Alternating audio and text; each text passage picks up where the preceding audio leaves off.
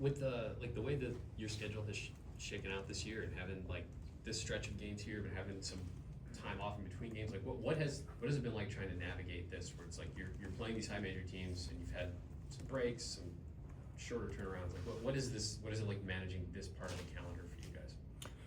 I think it almost simulates a bye week in Big Ten play, where you have back to back, high major games, but you got to obviously after this next one we got some time. And listen, we needed the time after Pitt to get healthier, and I think we've continued even coming out of the Illinois game and the Northwestern game in a better spot than we were going into those games health-wise, which is important. And obviously we have time on our hands, after this West Virginia game. So that's the biggest thing, is trying to navigate, the balance between pushing us at a level to get better in the areas we need to get better, but we got some individuals who need, time in between to recover and to get healthier. How are some of those guys doing? How's Junie come through the last couple of days? How's Tilly's foot? Like where are those guys on their trajectory right now, I guess? Yeah, they continue to improve. I think that's the encouraging thing. Coming out of the Illinois game, there weren't any setbacks. So neither of them are 100%, and really no one is, at this point. But I think those guys had some clear injuries that they've been battling through, and both of them are, I think in a better spot heading into the game tomorrow. And then as you've moved on from the Illinois game, obviously we talked to you right afterward, but like when you've gone over this game with your team, you've tried to move on, what was a couple days later? What is the vibe coming out of that game where it's like you did play a top 15 team? It was a one possession game, a minute to go at home. Some things I'm sure you want to improve on, but what is the feeling coming out of that a couple days removed? Yeah, hungry. Hungry to get better, but hungry going into a game tomorrow. That's a big opportunity for us. I think what we talked about right after the game and kind of the rawness of a game just being finished, and that messaging to the team held true, was really accurate after watching the film that night. And we watched the areas where the things that we could control, we didn't do good enough. And that's the biggest thing, is taking ownership over that, because the basketball's an imperfect game, and but there were stretches like I discussed where we hurt ourselves, and we had to watch that, learn from that, and try to simulate some of that in practice yesterday. And to our guys' credit, I felt like they really responded in a great way. So it's obviously different come game time, but we got to answer that that question tomorrow, when there's moments of either team having opportunities to go on a run. When we have our opportunities, we have to play more poised, and we have to play together. And we gotta do all that and kind of seize the momentum when we start to build something better. I know it's obviously early and you haven't had a chance to see a ton, but when you have had setbacks like the Pitt game, or maybe bad days of practice, I know you said there haven't been many of those, but how do you feel like this team does in terms of bouncing back and doing those things that you were just discussing? Yeah, they do a great job. They do a great job responding, taking hard coaching, practicing hard, and that's why we've continued to get better as the year's gone on.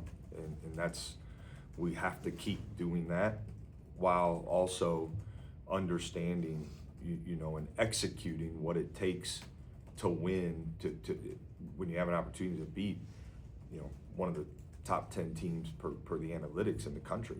So that's important, and we know that, and that's the breakthrough we need. We got to do a better job in that regard, and we did well enough to fight back really 3 times in that game. And in those moments, that's when we have to double down on doing what's necessary to break through. Not kind of against Illinois, our shot selection wasn't great when we battled to get back. It happened twice. Then they hit a big time shot right with a minute left.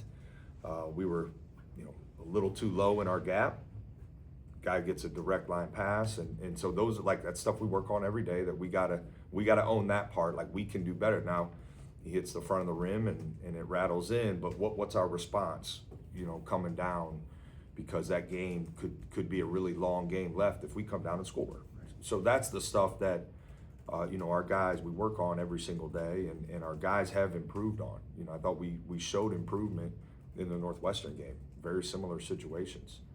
You know, we didn't do as good. And Illinois, to their credit, felt like 120% from the free throw line. You know, and so that, like, you got to give them credit. They kind of kept us just far enough away to secure the win. Who spearheads that within your group of, you know, sort of leading that bounce back? Is that a coach-driven thing? Is that Bruce and some of the leaders? I know different teams kind of handle that sort of leadership differently. How have you found for your group that's handled? I think the best teams, that's led by players. You know, when you're building a program, and, you know, we're in year 2 and we've taken some step forward, and it's the coach, you have a responsibility, right, to set that tone, but you want to lay that kind of groundwork, and then the players take it from there. And I think we're getting better at that. I really do. We got good leadership on this team. Bruce certainly, you know, leads the way within our leadership team, but we got other guys that are showing major improvement and stepping up. Devin's, you know, had a strong voice for us. I think Tilly is getting better, you know, at leading, and he's had some great leadership moments. Gabe's done a good job. Junie's learning how to, you know, be more vocal. So there's a lot of good, you know, as guys are figuring out how to do that and being part of a new group, but we have the potential to do that, and we're seeing it right before our eyes. You were talking about some of the guys dealing with injuries, but Josh obviously is a guy we know had the long-term knee. Where is he, and kind of where do you think he might be for this season, or is that not even an option at this point? Yeah, the door hasn't been closed. You know, I think he's doing some stuff on the court now, which is, you know, progress, but it's getting down to that point, right, where you kind of got to make a decision. And, you know, some of this has to do with, you know, kind of the landscape of college basketball, and there's, you know, some important legislation that's kind of in the works that could have an impact too. So we're progressing and kind of planning, and he's working to get back as fast as he can while also protecting him, right? But there hasn't been any decision made or any finality to that as far as this season goes. Coach Diebler, looking at the last 3 games, you mentioned the team's leadership and the response. What have you learned about this group specifically coming off of those last 3 games? You know, I think we're resilient. I think when, you know, our back is against the wall, we have a great response, and trying to play with that same urgency and kind of, I guess, at a high level more consistently is what everybody's striving to do across the country. And we're certainly showing improvement in that. And the more, you know, the more our leaders step up in that regard, the better we're going to be, and the more we're going to play at a high level on both sides. So that's what we're fighting for, is more possessions of high level Ohio State basketball play. And, you know, when you go against a team like Illinois, who's got it rolling right now, and like, you got to have more, and we needed a few more, and we didn't have just quite enough. So we're going to need a lot of those, you know, against West Virginia, who's really, you know, had some big time games and played at a high level throughout the course of the season so far, and it'll be a real challenge for us. But that's what we're fighting for. Our leaders got to lead the way. Following up on that, where would you like to see improvement coming off the Illinois game heading into West Virginia tomorrow? I'd like to see us, you know, in the moments where we have a chance to go on a bigger run. I'd like to see us play smarter. I'd like to see us, you know, be more in control of the outcome of specific possessions. You know, I thought in the first half, when we came back and we took the lead, and we actually took the lead and got a few more stops, our shot selection, we had 4 just low quality offensive possessions in a row. And in that moment where you gain the lead, I think it was maybe 34-33, you gain the lead, you get a stop, you know, you have a chance to bump it up. Then you get another set, you have a chance to bump it up again. Not to say, right, we're gonna go 4 for 4 the next time, but is the shot quality in that moment better? Like, that's where we gotta be better right now in the flow of the game. So whether it's shot quality in some games, or, you know, against Pitt, it was like we needed to rebound better and we needed to get, you know, 1 or 2 more stops in a row because our offense was scoring. Like, that's where we got to play that complementary basketball, you know, and kind of seize those opportunities better. Thank you. Jake, a big picture question. You're an Ohio guy. The significance of playing up in Cleveland, you know, not only just for the fan base, but also for big picture recruiting wise, trying to get, you know, Ohio State out there, getting fans up there who can see you guys in person.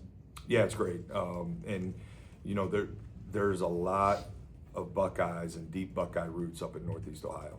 And, you know, from Clark Kellogg to David Lighty and, you know, Costa Coot, like there's been guys from Northeast Ohio come here and have high level success on the basketball side, certainly on the football side as well.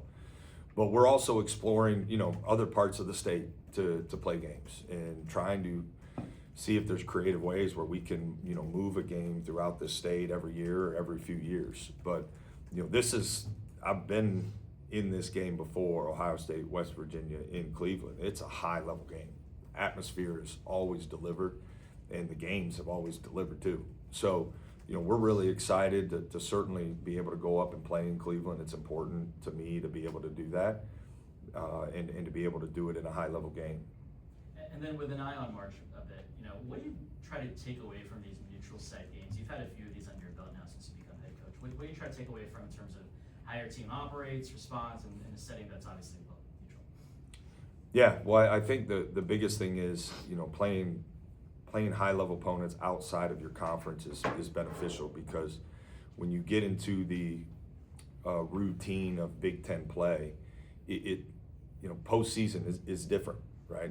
It's different from the travel to just how the operations a little. You fight to keep it as you know, to keep as much normalcy as possible, but you can typically get that experience in the non-conference, simulate some of that going into it, whether it's an NBA arena or it's going to a different city that for the first time for guys that they're not used to going to or whatever. This year, we felt like it would be beneficial to do that same thing in February, and that's, I think, part of why our schedule went the way it went so far this season. Was we took one of those high major games and we moved it to later in the year. And I think it's going to be really beneficial experience for us because it breaks up Big Ten play.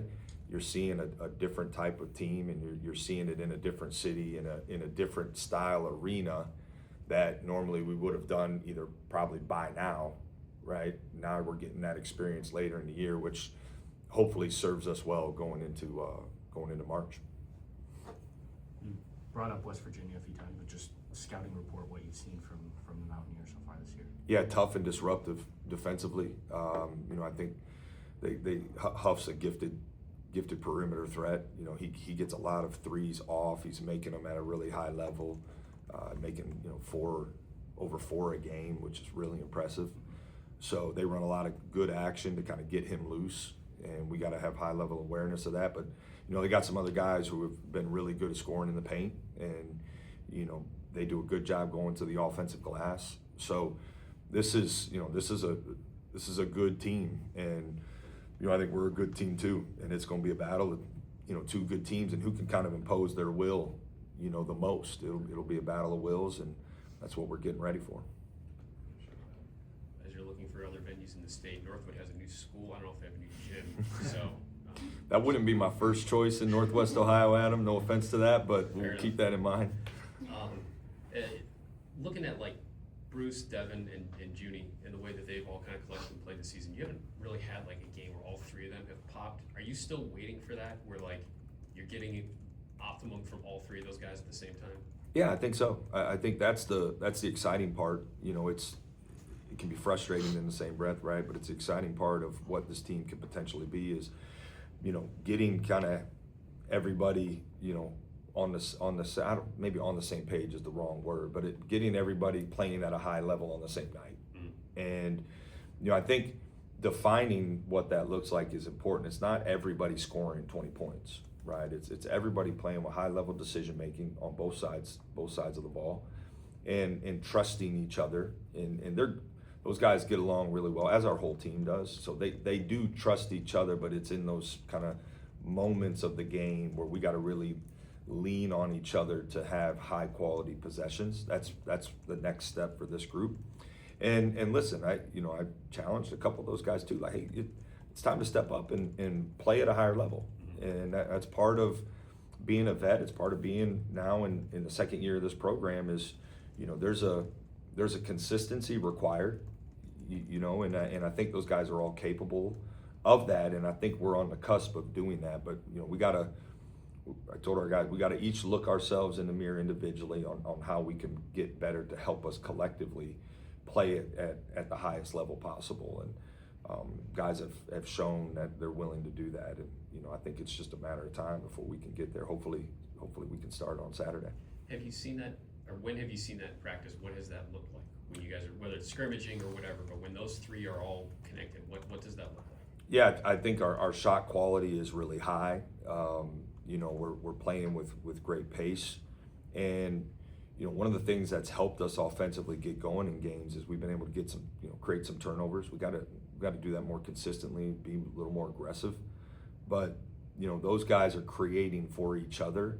Typically, when we're playing at the highest level offensively, that's the great thing about this team is we are putting multiple playmakers on the floor at the same time.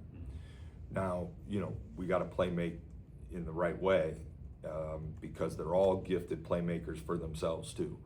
But when we're letting the ball and kind of determine, what we're doing based upon our cutting and based upon our spacing and based upon our pace, and everybody's an available option. We're really hard to guard, and that's what we're striving to do. And we've done, pretty well so far, but we got another level to get to. And how much has like the hip for Devin? I mean, he misses the game with that, and obviously Junie has the ankle. Like, how much have those, how much has that thrown some of that off? I think that's fair. Yeah, I mean, Tilly, Junie, Devin have all missed practice time.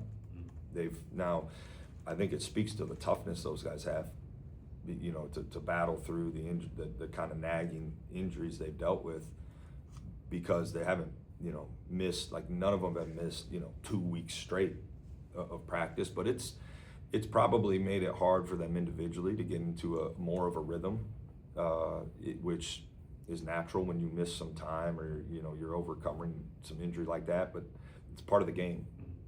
It's part of the game, and we got big expectations for those guys, and they got to continue to respond and really just keep fighting to get back healthier. But while they're doing that, you got to respond on game day in a big way too.